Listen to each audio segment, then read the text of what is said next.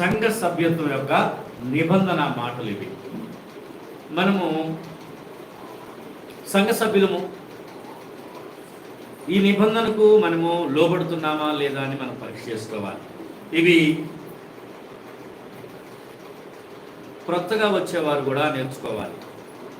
Calvary Baptist church మాత్రమే కాదు, జీవముల దేవుని సంఘం ప్రతి ఒక్కరికి కూడా సంఘానికి ఈ నిబంధనకు లోబడి ఉండాలి. ఒకటి, సువార్త నమ్మిన తరువాత శిష్యులుగా ఉంటారు, బాప్తిసం తీసుకొని సంఘంలోకి చేర్చబడతారండి. ఆ సంఘము ఆ బాప్తిసం ఇచ్చేటప్పుడు సంఘం ఎదుట ఆ కాపరి బాప్తిసం ఇచ్చేటప్పుడు, కాపరి కాకపోతే ఎవరైతే బాప్తిసం కొరకు నిర్ణయించబడ్డారో వారు అడుగుతారు, దేవుని ఎదుట సంఘం ఎదుట మిమ్మల్ని అడుగుతున్నాను, మీరు యేసుక్రీస్తును నమ్మారా? ప్రభువైన యేసుక్రీస్తుకి సాక్షులుగా మీరు జీవిస్తారా అని అడిగినప్పుడు ఏం చెప్తారు? ఆయన వాక్యానుసారంగా జీవిస్తారా? అవును, నేను ఖచ్చితంగా జీవిస్తాను, అవును అవును అని చెప్తారండి. గుడ్. సంఘంలో ఆ విధంగా సంఘముగా చేర్చబడటం ఒకటి. రెండోది, వేరే ప్రాంతాల నుంచి వస్తారు. వేరే ప్రాంతాల నుంచి వచ్చినప్పుడు వారికి కాపరిగా కానీ సంఘంలో సభ్యులు కానీ ఎవరైనా సరే వారు రక్షించబడ్డారా లేదా, వారు దేవుని వాక్య ప్రకారంగా రక్షించబడ్డారా, లేకపోతే వాక్యం పక్కకు పోయి మనుషుల మాటల మీద వారు కట్టబడ్డారా అనే విషయాన్ని రక్షించబడ్డ వారు సంఘ కాపరిగా నేను సంఘములో భారం కలిగిన వారు కొంతమంది మాట్లాడినప్పుడు వారు రక్షించబడ్డారు అంటే సంతోషపడతాము.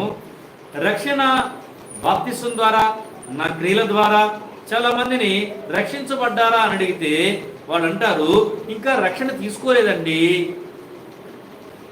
రక్షణ తీసుకోలేదండి, రక్షణ తీసుకుంటానండి తర్వాత. రక్షణ అంటే ఏంటి అంటే బాప్తిస్ము అంటారండి వాళ్ళు. అలా అన్నప్పుడు రక్షణ పాస్టర్ గారు ఇచ్చేది కాదు, బాప్తిస్ము పాస్టర్ గారు ఇచ్చేది. నరకం నుండి తప్పించేవాడు దేవుడు. పాస్టర్ గారు నరకం నుంచి తప్పించబడ్డ వ్యక్తికి బాప్తిస్మము ఇచ్చి సంఘంలోకి వారిని ఆహ్వానిస్తారు. పాస్టర్ గారు ముంచుతాడు నీళ్ళల్లో. దేవుడు నరకంలో మునిగే వారిని, జారి పడే వారిని పడకుండా నరకం నుంచి లేవనెత్తి పరలోక రాజ్యాన్ని నడిపిస్తారండి. వారు రక్షించబడ్డట్టు వారికి మాత్రమే బాప్తిస్మం ఇవ్వాలి. పాస్టర్ గారు ఇచ్చే బాప్తిస్మం ద్వారా పరలోక రాజ్యం అనుకునే ప్రతి వారు కూడా వారు లేఖనానికి దూరంగా ఉన్నారు కనుక వారికి సత్యాన్ని చెప్పి, మీరు యేసుక్రీస్తు యొక్క రక్తము ద్వారానే మనకు పాప విమోచన, ఆయన యందు విశ్వాసం ఉంచడం ద్వారానే మీకు నిత్య రాజ్యము, ఆ నరకం నుంచి అప్పుడు మాత్రమే తప్పించబడతారని వారికి తెలియపరుస్తాం. ఒకటి, బాప్తిసం ద్వారా అంటే రక్షించబడి బాప్తిసం ద్వారా సంఘంలో చేరడం ఒకటి. రెండోది, బయట నుంచి వచ్చిన వారు రెండు రకాలు వస్తారు. ఒకటి, కరెక్ట్ అయిన వారు వస్తారు, రెండోది తప్పుడుగా వస్తారు. కరెక్ట్ అయిన వారు వచ్చినప్పుడు వారు జీవము గల సంఘములో వారు ఇక నుంచి మీలో కూడా మేము, అది సంఘము దేవుందండి, మీతో పాటు సంఘ సభ్యుడిగా నేను కూడా ఉంటాను, అన్ని కార్యక్రమాల్లో పాల్గొంటాను. మెంబర్స్ మీటింగ్ పెట్టినప్పుడు కూడా వారు ఆ మెంబర్స్ మీటింగ్లో కూర్చోగలుగుతారండి. వారు ఏం చేయాలంటే ఒక ఫామ్ ఇస్తాము, దాన్ని ఫిలప్ చేయాలి. రెండు, సంఘం ఎదుట సాక్ష్యం చెప్పాలి. ఈ రోజు నుంచి ఈ వ్యక్తి మన సంఘ సభ్యుడిగా ఉంటాడు, అన్నింటిలో యాక్టివ్గా ఉంటాడు. మూడోది, ఎవరైతే సరిగా లేరో వారు మళ్ళీ బాప్తిసం తీసుకొని సంఘంలోకి రావాలి. ఇంకొకటి, వేరే సంఘం నుంచి వచ్చేటప్పుడు అక్కడ ఆధ్యాత్మికంగా ఎదిగిన వారు, మంచి లేఖనాలుగా పాటించే సంఘాలు ఉన్నప్పుడు మీరు అక్కడికి ఇక్కడికి వెళ్ళొద్దు. మనం ఏదైతే నమ్ముతున్నామో, లేఖనానుసారంగా ఏది నమ్ముతున్నామో అలాంటి సంఘాన్ని చూసుకొని మీరు అక్కడ ఈ లెటర్ ఇవ్వండి అని వారు లెటర్ ఇచ్చి పంపుతారండి. ఆ లెటర్ తీసుకొచ్చి ఇక్కడ ఇచ్చినప్పుడు అది ఇది ఒకేలాగా ఉందా అని చూసుకొని దాన్ని చేర్చుకోవడం, మళ్ళీ ఆ విశ్వాసులు మళ్ళీ చేర్చుకుంటారండి. కొంతమంది లెటర్లు ఇవ్వరు, కానీ వారి సాక్ష్యం ద్వారా కొన్ని రోజులు సహవాసం చూస్తూ ఉండగా వారి సాక్ష్యాన్ని బట్టి వారు ముందుకు వచ్చినప్పుడు వారు ఫామ్ ఫిలప్ చేసి తర్వాత వారు సంఘం మీద సాక్ష్యం చెప్పి సంఘంలో చేస్తారు. ఇది ఉన్నవారికి, క్రొత్తగా వచ్చిన వారికి, చేరబోయే వారికి, ప్రతి ఒక్కరికి ఇది అవసరమైన సంఘ సభ్యత్వం యొక్క నిబంధన మాటలు ఇవి. ఈ మాటలు మనము ప్రతి ఒక్కరు రాసుకోండి. ఇది లేకపోతే సంఘంలో క్రమం ఉండదు, వ్యక్తిలో అసలు ముందు క్రమం ఉండదు, అది సంఘంలో ఉండదు. ఇక దయచేసి కొలస్సీయులకు రాసిన పత్రిక 1వ అధ్యాయం 16వ వచనం ఎవరైనా చూస్తారా? ఏలయనగా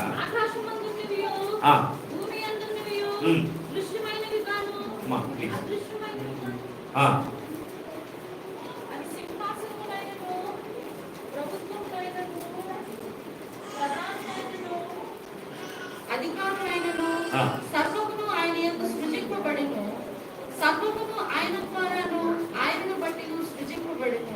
ఆమేన్. ప్రభువా, నన్ను మమ్మల్ని బలపరచు.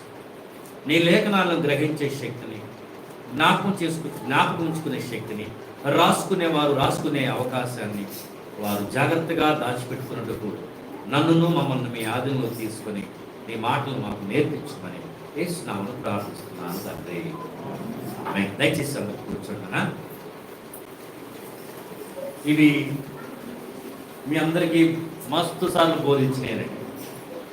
ఇవి మీకు బోధించినవి ఏమీ కాదు, కానీ మళ్ళీ క్రొత్త వారు సంఘంలో చేరుట కొరకు, ఉన్న మనము పరీక్ష చేసుకున్నట్టు కొరకు ఇవి మళ్ళీ ఒకసారి ప్రత్యేకంగా సంఘ సభ్యత్వం యొక్క నిబంధన మాటలు అని నేను దీన్ని తీసుకున్నాను. మొదటి పాయింట్ ఏంటంటే, నేను దేవుని ద్వారా ఆయన మహిమ కొరకు సృష్టించబడి.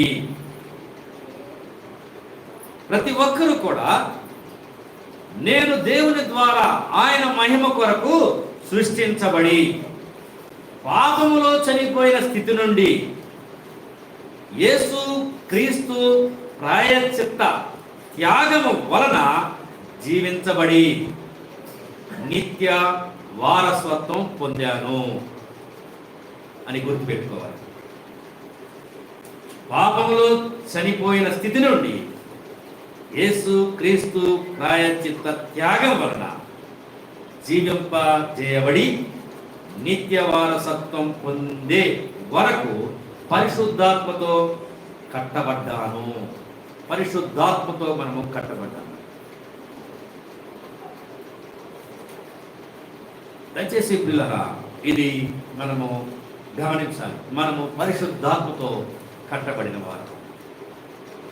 అయితే ఇప్పుడు ఈ మాటలను మనం మనసులో పెట్టుకొని మనం దేవుణ్ణి ఆరాధించగలుగుతాము.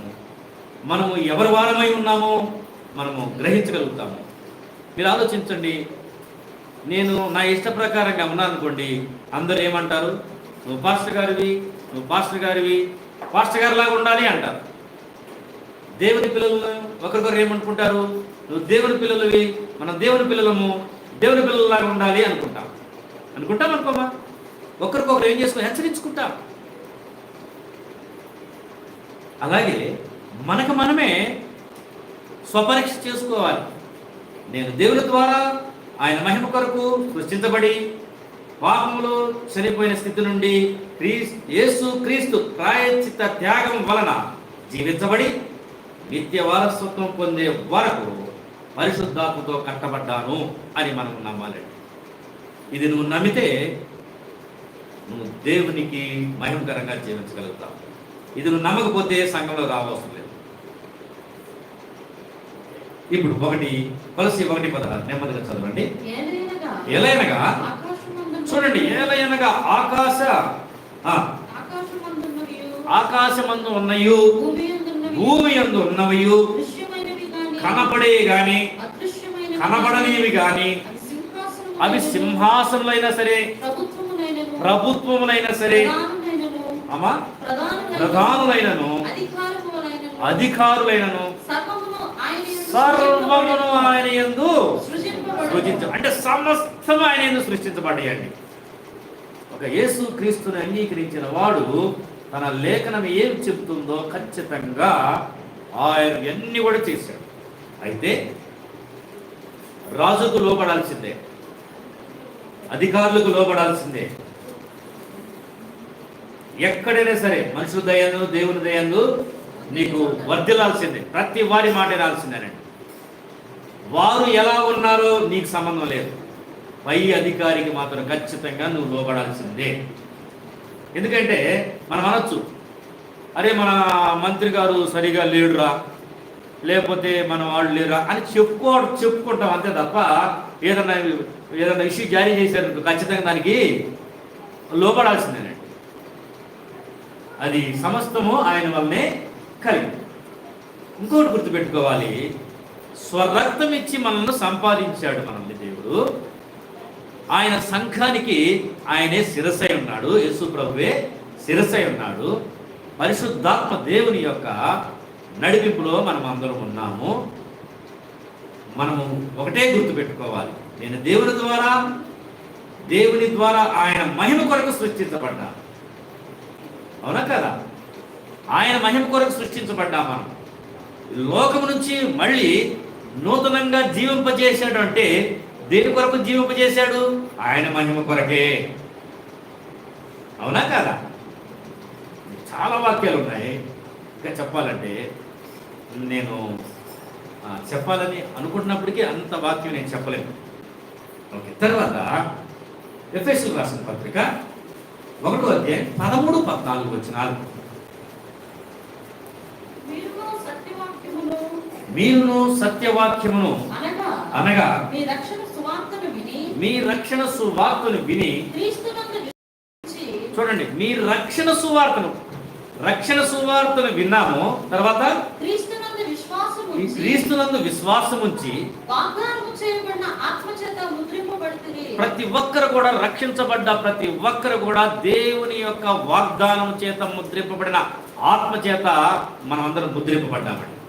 ఒక సీల్, ఆత్మతో సీల్ వేశాడు. అందుకనే పరిశుద్ధాత్మతో కట్టబడ్డాను అంటున్నాం. సీల్ ఎప్పుడు అంటుకునే ఉంటుందా? అది వేరిపోతా. ఇప్పుడు ఒక తాళానికి సీల్ వేశారు అనుకో, అరే తాళానికి సీల్ వేశారు, నీకు కూడా నాకు కూడా పరిశుద్ధాత్మని యొక్క సీల్ పడిపోయింది. పరిశుద్ధాత్మ లేనివాడు నావాడు కాదు. ఇలాగా గమనించు. 14 అయిపోయిందమ్మా, చూడండి, సీల్ వేసిన దేనికి? దేవుని మహిమకు కీర్తి కలుగుటకై, ఆయన సంపాదించుకున్న ప్రజలకు విమోచనము కలుగు నిమిత్తము ఈ ఆత్మ సంచకరువుగా ఉన్నాడు, ఒక గుర్తుగా ఉన్నాడు. ఆయన వారము ఆయన మనల్ని ప్రత్యేకించుకున్నాడు, ఆయన మహిమ కొరకు ప్రత్యేకించుకున్నాడని ఆయన ఆత్మ మన బలహీనతలు ఎరిగి మనకు సహాయం చేయించు ఉంటాడు. పిల్లల, ఇది మనలో జరుగుతుందా? మనం నమ్ముతున్నామా? ఆయన కీర్తి కొరకు మాట్లాడుతున్నామా? ఆయన కీర్తి కొరకు చూస్తున్నామా? ఆయన కీర్తి కొరకు మనము నడుస్తున్నామా, చేస్తున్నామా? అలా చేయకపోతే ఆయన ఆత్మ ఉన్నారో లేదో జ్ఞాపకం చేసుకోవాలి. అవునా కదా? 2వ అధ్యాయం ఇది ఎఫెసీ 2:5. ఆయనను దేవుడు కరుణా సంపన్నుడై ఉండి, చూడండి పిల్లల, ఆయనను కరుణా సంపన్నుడై ఉండి మనము మన అపరాధముల చేత చచ్చిన వారమై ఉండినప్పుడు సైతము మన ఎడల చూపిన తన మహాప్రేమ చేత మనలను క్రీస్తు కూడా బ్రతికించెను. చూడండి, మహాప్రేమ చేత. నీవు ఎప్పుడు కూడా ఆయన మహాప్రేమ చేత నేను బ్రతికించబడ్డాను. నన్ను బ్రతికించుకుంది ఎందుకు ఆయన? దయచేసి అదే దాంట్లో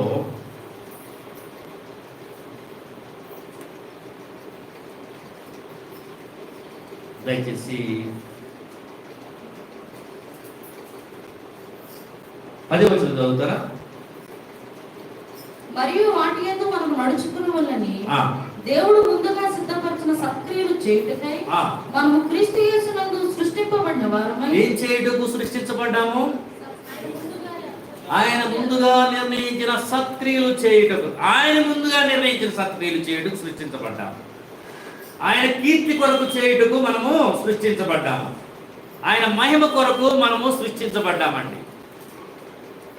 ఇది రక్షించబడిన వ్యక్తికి ఈ మాటలు పరిశుద్ధాత్మ దేవుడు అర్థమయ్యేటట్టుగా చేస్తాడండి. ఎందుకంటే ఆయన వారికి ఆయన అర్థమయ్యేటట్టుగా చేస్తాడు. సత్క్రియలు చేయటం బాగా గమనించాలి. 1 యోహాను 2:2.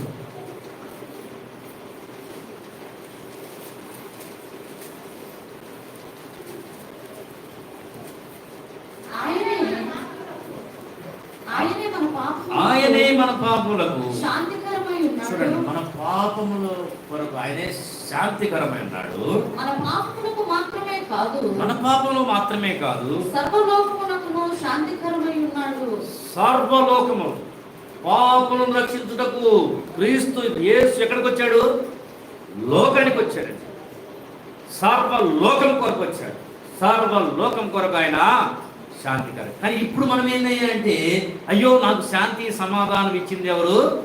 ఆయనే అని మనము ఆయన చేత సృష్టించబడిన వారము, ఆయన పని కొరకు నిర్ణయించబడిన వారము, ఆయన మహిమ కొరకు మనం నిలబడిన ప్రత్యేకించబడిన వారం కనుక ఆయన చేసిన పనే ఉన్నామండి.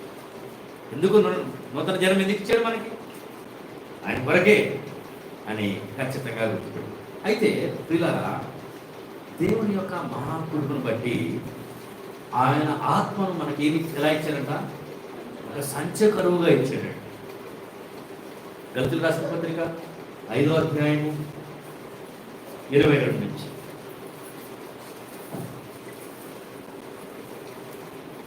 అయితే ఆత్మఫలం ఏదనగా, చూడండి, ఆత్మ కలిగిన వాడు ఆత్మ ఫలాలు బయటకు తీసుకొస్తాడండి.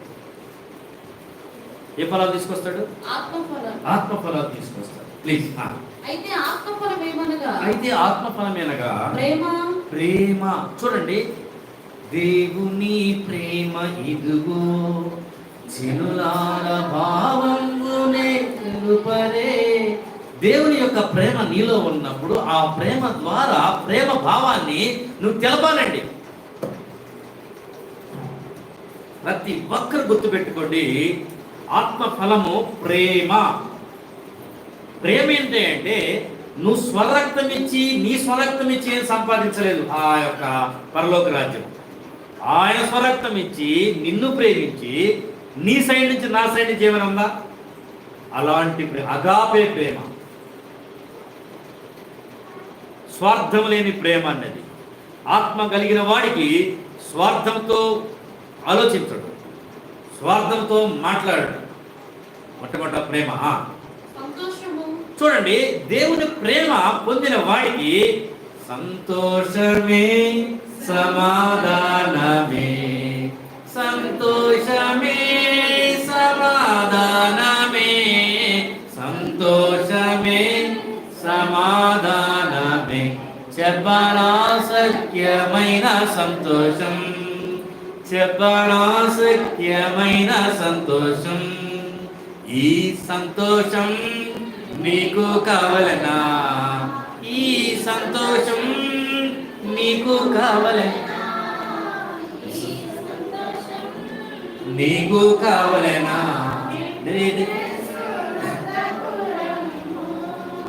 నేడే యేసు నొద్దకు రమ్ము. ఆ ప్రేమ పొందినవాడు ఆ సంతోషంతో కుటుంబ సభ్యుల్ని పిలుస్తారు, ఇరుగు పొరుగు వారిని పిలుస్తారు. యేసు ప్రభు ప్రేమ చూపిస్తే ఆయన ఏమైనా కుర్చీ వేసి కూర్చోబెట్టారా? నిన్ను కూడా అలాగే మాట్లాడవచ్చు. Take it easy.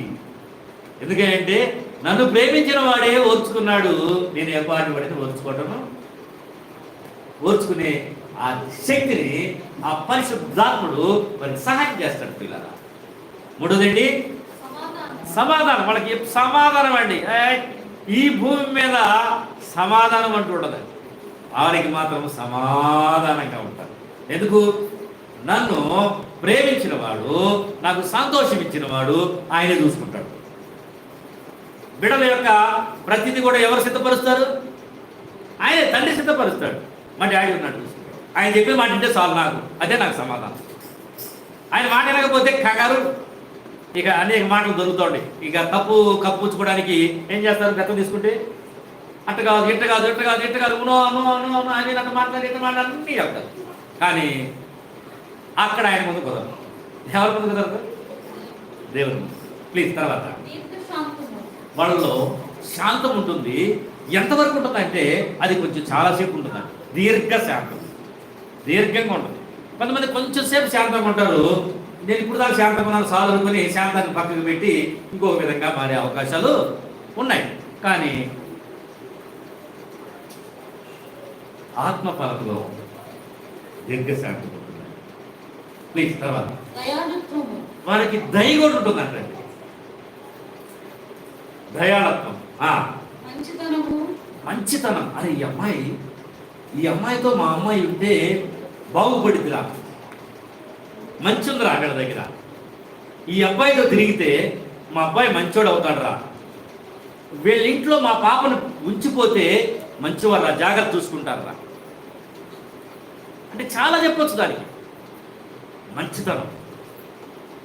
ఓకే. తర్వాత విశ్వాసం ఎన్ని రోజులు పెట్టాడు? 7 రోజులు పెట్టాడండి. 7 రోజులు విశ్వాసం కలిగి ఉంటారండి.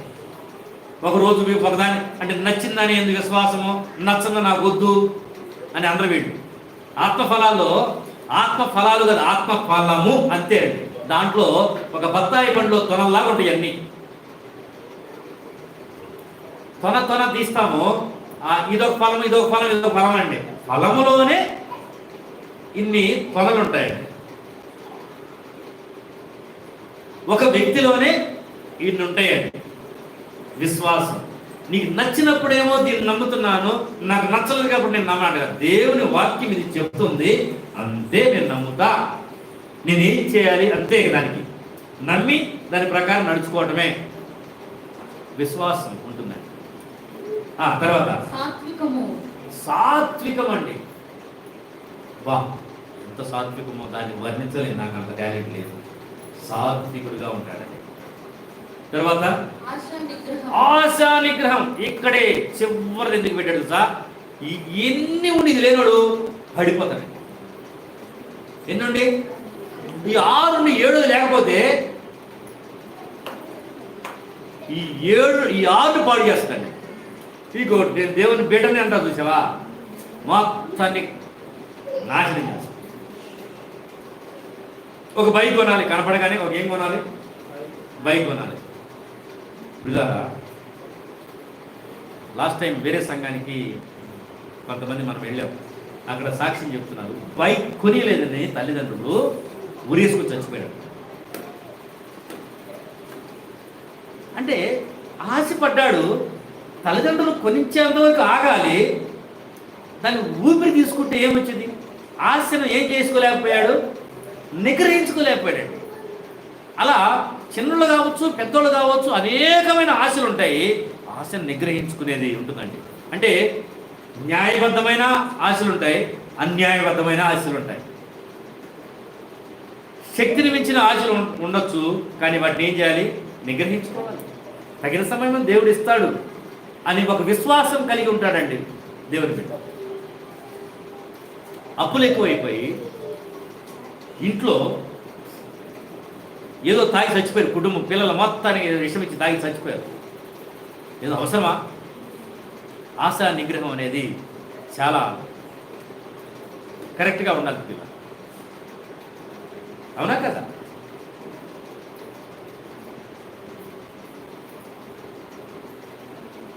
ఆశా నిగ్రహము ఇవి దేవుని యొక్క బిడ్డలకు, దేవుని యొక్క రక్షించబడిన వారు, నేను దేవుని ద్వారా తన మహిమ కొరకు సృష్టించబడ్డాను, అన్నీ కలిగినవన్నీ ఆయన లేకుండా ఏదియో కలగలేదు, జాగ్రత్తగా దేవుని దయందును మనుషుల దయందును బ్రతుకుతూ దేవుని మహిమకరంగా నేను జీవించాలి. సంఘంలో ఉంటూ కూడా ఆశా నిగ్రహం అనేది లేకపోతే పరాయి స్త్రీలో మీద ఆశపడవచ్చు, పరాయి డబ్బుల మీద ఆశపడవచ్చు, పరాయి వారి ఉద్యోగుల కోసం ఆడిపోవచ్చు, ఏదైనా ఆశ రేగొచ్చు. కానీ ఆ నిగ్రహం లేకపోతే సంఘము నువ్వు పాడైపోతావు. ఈ విషయాన్ని సంఘ సభ్యులు గుర్తుపెట్టుకోవాలి. సంఘంలోకి ఎవరైతే రావాలనుకుంటున్నారో, మేము కూడా సంఘ మెంబర్స్గా, మేము సంఘ సభ్యులుగా మేము ఉండాలనుకుంటున్నారో, ఈ మాటను నచ్చితేనే ముందుకు రండి, నచ్చపోతే సంఘంలో చేరదు. ఉన్నవారు, సంఘంలో ఉన్నవారు కూడా నచ్చితే పాటించండి, లేకపోతే మాకు ఇష్టం లేదని చెప్పేసి. రెండో పాయింట్, దేవుని వాక్యం ధ్యానించడానికి, దేవుణ్ణి గణపరచడానికి, కలిసి ప్రార్థన చేయడానికి, రొట్టె విరవడానికి, ఒకరితో ఒకరు సావాసం కలిగి ప్రోత్సహించుకోవడానికి, సంఘముగా కూడడాన్ని నిర్లక్ష్యం చేయను అని తీర్మానం చేసుకోవాలి. అన్నాడు బాప్తిస్మిచ్చాడు. ఏం చెప్తాం? అయ్యా ప్రభు కొరకు జీవిస్తావా, సాక్షిగా ఉంటావా? ఉంటానంటాడు. కానీ తర్వాత ఇన్ని మాకు చెప్పలేదు. పిల్లోడు పుట్టినప్పుడు చెప్తారండి, అన్నీ తెలుస్తాయా? అందుకనే గుర్తుపెట్టుకోవాలి, నేను రక్షించబడ్డాను అని అనగానే వెంటనే బాప్తిజం తీసుకోపోతే బెటర్. కొంత శిష్యత్వం చేసి తీసుకుంటే చాలా బెటర్. నా పిల్లలకి నేను బాప్తిజం ఇచ్చేటప్పుడు వద్దు వద్దు వద్దు వద్దు వద్దు అంటే నన్ను బాధ కొందరు పెట్టారు. నా ముగ్గురు పిల్లలు సండే స్కూల్లో పాఠాలు చెప్పినట్టుగా టకా టకా చెప్పేవాళ్ళు. ఎందుకు యేసుప్రభుని నమ్ముకోవాలి, ఎందుకు నమ్ముకున్నారు మీరు, ఎందుకు బాప్తిసం అంటే పాస్టర్ గారి పిల్లలు కదా. సంఘంలో సండే స్కూల్ టీచర్స్ చక్కగా వారికి బోధిస్తారు, సామర్థ్యం కలిగిన టీచర్స్ ఉన్నారు మనకి. వారు టకా టకా టకా టకా చెప్పేవారు. నేను నా చేతులతో మొట్టమొదటి బాప్తిసము 2010లోనో 11 ఇచ్చిన గుర్తులేదు. మొట్టమొదటి నా పెద్ద కూతురికి ఇచ్చానండి. అమ్మా ఆ 9లో నేను ఇవ్వకుండా మా పాస్టర్ గారు తెప్పించారు 18 మంది. Thank you. ఇక ఆమెకి నాకు తెలియదు, నాకు గుర్తులేదు. మన సంఘ హిస్టరీ రాసేవాళ్ళు అన్నీ రాసి పెట్టామన్నారు, అవి ఉన్నాయో నాకు తెలియదు. దయచేసి ఒకటి గుర్తుపెట్టుకోండి, దేవుని నామ మహిమలో మనం అందరము ఖచ్చితంగా ఈ మాటలను గుర్తుపెట్టుకోవాలి. ఒక సంఘ సభ్యుడు లేదా సంఘంలో చేరేవారు ఈ మాట గుర్తుకోవాలి. దేవుని వాక్యం ధ్యానించడానికి, దేవుణ్ణి గణపరచడానికి, కలిసి ప్రార్థన చేయడానికి, రొట్టె విరవడానికి, ఒకరితో ఒకరు సావాసం కలిగి ప్రోత్సహించుకోవడానికి, సంఘముగా కూడడాన్ని నిర్లక్ష్యము చేయను. ఎందుకయ్యా అంటే అపోస్తుల బోధ ఎందును, సహవాసమందును, రొట్టె విరచడం ఎందును, ప్రార్థన చేయడందును వారు ఎడతెగక ఉన్నారు గనుక దేవుని యొక్క కార్యాలు బహుగా చూశారండి. సంఘము చూసి, అందుకనే అపోస్తుల కార్యాలను దానికి వెంటికి వచ్చింది. అందుకనే అపోస్తుల ద్వారా దేవుడు ఏ విధంగా సంఘాలను ఉజ్జీవింపజేశాడు, ఏ విధంగా వారికి సమస్యలు వచ్చినాయి, సమస్యలు వచ్చినప్పుడు ఏ విధంగా మేల్కొన్నారు, ఏ విధంగా సమస్యలు తీసుకొచ్చే వారిని ఖండించారు, ఏ విధంగా దెబ్బలు తిన్నారు, ఏ విధంగా చిత్రహింసలు పడ్డారు, ఏ విధంగా వారి గురించి ప్రార్థన చేశారు, ఏ విధంగా కొరడాలతో కొట్టించిన వారిని రక్షించబడ్డారో కూడా రాశారండి. జైలు అధికారిని బొండలతో బిగించి జైలులో పెట్టినప్పుడు ఏం చేశారు? ప్రార్థనలు చేస్తూ పాటలు పాడారండి. మనమైతే రక్షించబడ్డ వారముగా అలాగే ఉండాలి, అంతే తప్ప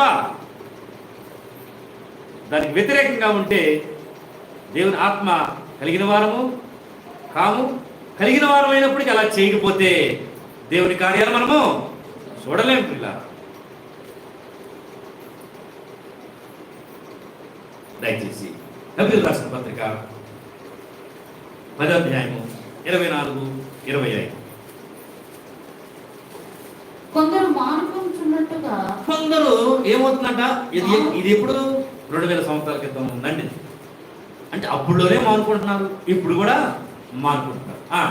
సమాజముగా మానుకొనుట మానక కొందరు మానుకుంటున్నారు, కానీ అలా మానక ఒకరినొకడు హెచ్చరించుచు. ఒకరినొకరు ఏం చేసుకోండి, హెచ్చరించుకోవాలా. చూడండి ఇక్కడ క్లియర్గా ఉంది, పాస్టర్ గారే హెచ్చరించాలి అని మన మైండ్లో పెట్టుకొని అది మన పని కాదు అంటే, అక్కడ లేఖనం ఒకటి చెబుతుంటే మన పని కాదని మనం ఫీడ్ చేసుకోకూడదు. బాగా గుర్తుపెట్టుకోండి. ఎందుకయ్యా అంటే కుటుంబాలుగా ఒకరికొకరు హెచ్చరించుకోవాలి. స్నేహంగా అన్ని కుటుంబాలు అందరికీ కలిసిమెలిసి ఉండకపోవచ్చండి. కొన్ని కుటుంబాలు కలిసి ఉంటాయి, కొన్ని కుటుంబాలు తరచుగా కలుసుకుంటాయి, లేదా బాధ కలిగిన వారు దగ్గరికి వెళ్ళి హెచ్చరిస్తారండి. ఎందుకంటే వరాల్లో అదొక వరం, హెచ్చరిక వరం. చదువు. ఆ దినము సమీపించుట మీరు చూచిన కొలది మరి ఎక్కువగా ఆలాపన చేయొచ్చు ప్రేమ చూపుటకును. చూడండి, ప్రేమ చూపుటకును, సత్కార్యములు చేయుటకును ఒకరినొకడు పురికొల్పవలనని ఆలోచించము. దాంట్లో ఏముండాలంటే, పురికొల్పులో ఏముండాలి? ప్రేమ. నువ్వు ఆయన్ని ప్రోత్సహించావంటే ఆయన నుంచి ఏమి రావాలి? ప్రేమ రావాలి. ప్రేమ రాలేదంటే నువ్వు ఏ విధంగా ప్రోత్సహిస్తున్నావు? లేదా నువ్వు నమ్మకంగా ప్రోత్సహించినా, ప్రేమలో ప్రోత్సహించినా అక్కడ ఆ ఫలితం రాలేదు. అక్కడి నుంచి రానప్పుడు నువ్వు నేనేం చేయలేవు. ఎక్కడ దాకా తీసుకురాగలుగుతాము? సామెత ఉంది, గుర్రాన్ని ఎక్కడ దాకా తీసుకురాగలుగుతాము? నీటి దాకా తీసుకురాగలుగుతాం, తాగించలేము. మనం చెప్పడం, తీసుకో బాబు ఇలా ఉంది ఇలా ఉంది చెప్పడమే. లోబడతారా? వారి ఇష్టం. లోబడలేదా? వారి ఇష్టం. కానీ మనం చేసే పని మాత్రం మనము ఖచ్చితంగా చేయాలి.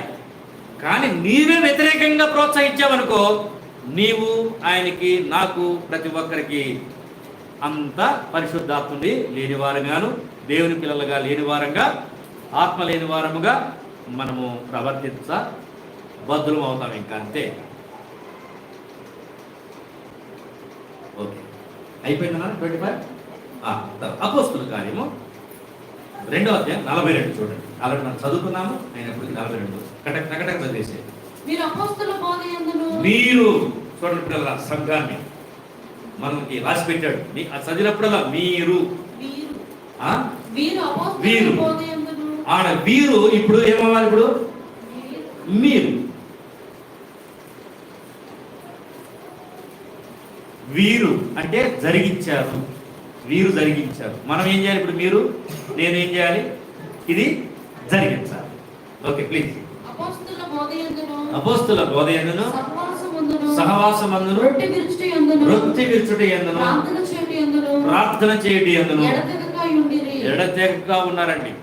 తర్వాత ప్రభువానికి స్తోత్రం. 46వ వచనం అమ్మా మైకులోనేది. మరియు వారు ఏక మనస్కులై ప్రతిదినము దేవాలయములో తప్పక కూడుకొనుచు. వాళ్ళైతే చూడండి, మనమైతే వారానికి ఎన్నిసార్లు బ్రదరు? ఎన్నిసార్లు? వాళ్ళైతేనంట ప్రతిరోజు కూడుకున్నారంటే. ఆలోచించి కనీసం మనం మన అనుకూలత బట్టి మనం నిర్ణయించుకున్నది మనం కూడుకోవాలండి. ఎవడైనా మానుకుంటే ఏం చేయాలి? పక్క వాళ్ళు కూరుకొల్పాలి. పాస్టర్ గారి పని కాదు, అందరి పనిది. ఒకరికొకరు అన్నాడండి. ఇది మనము తీసుకోవాలి ఖచ్చితంగా. ఇది నచ్చితేనే సంఘంలోకి రండి కొత్త వాళ్ళు. ఓహో మామూలు ఈ పని నాకు ఎందుకంటే అది ఖచ్చితంగా పాటించాలి. నువ్వు సంఘంలో ఉన్నాడు, పాటించాలి. పాటించకపోతే నీవు దేవుని వాక్య ప్రకారంగా చేయట్లేదు అని దాని అర్థం. అన్ని పాస్టర్ గారు ఒక్కటి చూసుకోలేడు. అందుకని పరిశుద్ధాత్మ దేవుడు రాయించాడు. పాస్టర్ గారు ఎంతవరకు చూసుకోగలుగుతాడో ఖచ్చితంగా చూసుకోవాల్సిందే. ఆయన శక్తి కొలది చూసుకోవాల్సిందే. ఇక్కడ నొక్కి పెట్టాలి ఏమి లేవు. ఇక్కడ అందరికి సమానమే. తర్వాత చూడండి అమ్మ, వాళ్ళంట ఏక మనసుతో తప్పగా ప్రతిరోజు కూడుకుంటారంట. ఇంటింట చూడండి, అక్కడికి వచ్చిన వారిలో ఏ భేదం లేదండి. వీళ్ళు ధనవంతులు, వీళ్ళు దరిద్రులు అనే భేదం లేదు. ఎవరింటికి వెళ్ళినా సరే మా కుటుంబం ఇది, మేము క్రీస్తు రక్తంలో కడగబడిన ఒక కుటుంబం అని ప్రతి ఇంట రొట్టె విరుచుటేనండి. ఇంకా దాని లోపలికి వెళ్తే చాలా ఉంటాయి. అవి ఏమి చూడకుండా ప్రతి ఇంట లేఖనాన్ని బట్టి వారు సంతోషిస్తూ ఏక మనసు కలిగి రొట్టె విరుస్తున్నారండి ఇంటింట. అనగా వారి ఇంట్లో భోజనం కూడా చేస్తున్నారు. అంటే చాలా మంది కొన్ని గృహాలకు వెళ్తే భోజనం చేయరండి. ఎందుకంటే వాళ్ళు వీళ్ళనే మనసులో ఉండి వాళ్ళు ఎట చేశారు అని చెప్పి మనసుల్లో అనుకుని కొంతమంది మేము నిష్ఠ అనేవారు ఉన్నారు. అది సరైనది కాదు అని ఈ లేఖనం చెప్తుందండి. ఇంటింటా వారు రొట్టె విరిచారు. అంటే వాస్తవంగా వాళ్ళు చెప్పారు మంచి శ్రేష్టమైన గోధుమలతో వారిని దేవుడు పోషిస్తా అన్నాడండి. మంచి గోధుమ రొట్టెలతో ఏం చేస్తారు? రొట్టె విరిచేవాడు అంతే. ఓకే, తర్వాత దేవుని వారి మళ్ళీ వాళ్ళు స్తుతిస్తూ ఉన్నారు. చూడండి, దేవుని స్తుతిస్తూ ఉన్నప్పుడు ప్రజల పట్ల మన పట్ల దయ కలిగిద్దండి.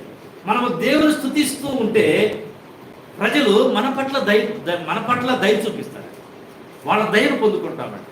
మనము దేవుని స్తుతించే వారముగా, దేవుని వాక్య ప్రకారంగా మనము కొనసాగే వారిగా లేకపోతే ఏ ప్రజలు దయ పొందుకోవాలో ఆ ప్రజలు దయ పొందుకోకపోవటం పోగా మళ్ళీ వేరే విధంగా చూడాల్సి వస్తుంది. పిల్లలు అయిపోయిందమ్మా.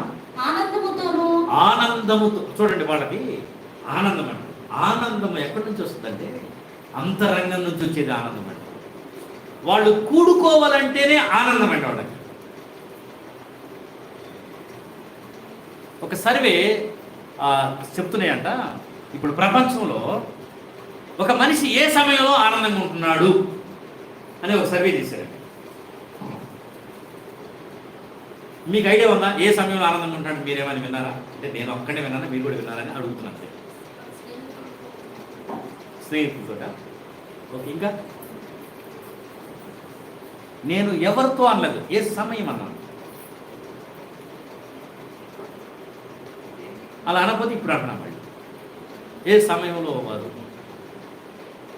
అంటే నేను చెప్పండి, లేకపోతే ఏమవుతుంది?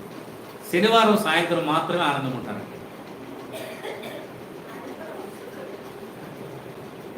సర్వేలో తెలియదండి. ఎందుకు? అమ్మయ్య అయిపోయింది, ఇక రేపు ఏముంది? సెలవు అయిపోయింది, వారం అంతా దిగిపోయింది. ఆ ఆనందంతో ఉన్నవారు ఎలా ఉంటారంటే ఆ రోజు నుంచి ఇంటి దగ్గర నుంచే క్రైస్తవులకి ఆ ఆనందం బయలుదేరుతుందండి. నేను నా దేవుని సన్నిధికి రేపు వెళ్తాను, నేను ఏ విధంగా పాట పాడగలుగుతాను, ఏ విధంగా నేను పరిచర్య వాడబడతాను, ఆ ఆనందంతో బలం పెరిగిపోతుందండి. పరిచర్యలో అన్నీ సహాయకరంగా ఉంటారండి. అంటే వాళ్ళు శనివారం సాయంత్రం నుంచి ఆలోచిస్తూ ఉంటారు, ఇక సంతోషంగా నాకు అయిపోయింది, ఈ వారం అంతా పనిచేశాను, దేవుని సన్నిధికి వెళ్తాను, దేవుల్లో నేను ఏ విధంగా దేవుల్లో వాడబడతాను, దేవుడిని ఏ విధంగా స్తుతిస్తాను, దేవునికి నేను ఏ విధంగా ఇవ్వగలుగుతాను, నేను ఉదయం నుంచి సాయంత్రం వరకు ఏ విధంగా నేను వాడబడగలుగుతానని ఆనందంతో కలిగిన వారు. అందుకనే గృహంలోకి వచ్చేటప్పుడు అంట వారు ఎలా వస్తారు? వారు ఆనందంతో గుమ్మంలో అడుగు పెడతారంట. సహోదరి సహోదరు, ఆనందంతో వారు ఉన్నారు. అయిపోయిందా? మళ్ళీ చూడండి, మళ్ళీ అంట నిష్కపటమైన ఆహారము పుచ్చుకొచ్చు ఉన్నారు. నిష్కపటమైన. దయచేసి పిల్లారా, ఇది ఈ వాక్యానికి నువ్వు విధేయత చూపిస్తానని, ఈ లేఖనానుసారంగా నేను ఉంటానని సంఘంలోకి రావాలి. సంఘ సభ్యులు కూడా ఇలాగే ఉంటారని చెప్పి మీ మనసులో మీరు తీర్మానం చేసుకొని ప్రభువుకి మహిమకరంగా మనం సంఘం జీవించాలని. అర్థమైందా? ఇంకా కొన్ని ఉన్నాయి, ఇవన్నీ మీకు చెప్పినాయి. ఇక ప్రభు చిత్తంలో రెడీ చెప్పాను, మొత్తం 10 ఉన్నాయి. 10 ఆజ్ఞలు ఎట్లా రాసుకుని 10 ఆజ్ఞల నుంచి అన్నీ ఎట్లా వస్తాయో అలాగే 10 ఉన్నాయి. ఈ విషయంలో మీకు ఎక్కువగా బోధిస్తాను. అయితే ఒకటి పిల్లరా గమనించండి, దేవుని చేత నేను దేవుని ద్వారా ఆయన మహిమ కొరకు సృష్టించబడ్డాను. సంఘమా, సంఘ సభ్యుడా, సంఘంలో రావాలనుకుంటున్న వారా, ఇది గుర్తుపెట్టుకొని రావాలని కోరుకుంటున్నాను. దేవుడు ఈ మాటను తన వెలుగులో దీవించును గాక.